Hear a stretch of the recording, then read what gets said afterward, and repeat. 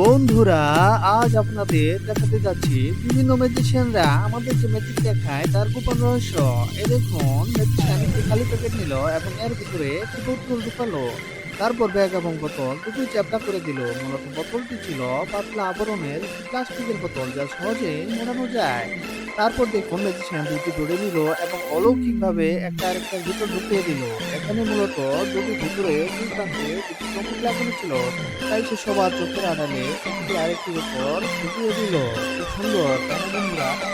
এবার দেখুন, ম্যাজিশিয়ান একটি বাটিতে কিছু চাল নিল এবং সেই চালগুলো থেকে অনেকগুলো চাল বানালো। মূলত বাটির ভিতরে আরেকটি বাটি আছে, যা উল্টালে অনেকগুলো চাল দেখা যায়, যা আমরা সহজেই বুঝতে পারি না।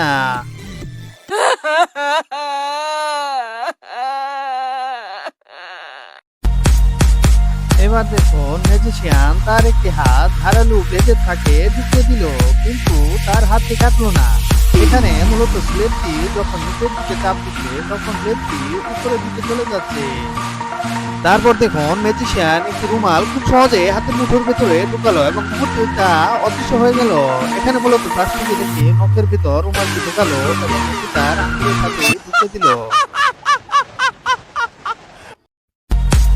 এখন দেখুন, ম্যাজিশিয়ান তার হাতে 4টি বল নিল এবং এখান থেকে সে 3টি বল সরিয়ে নিল।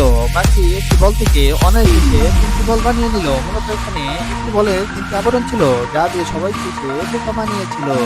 বন্ধুরা, ভিডিওটি ভালো লাগলে সাবস্ক্রাইব করে লাইক দিয়ে চ্যানেলের পাশে থাকুন।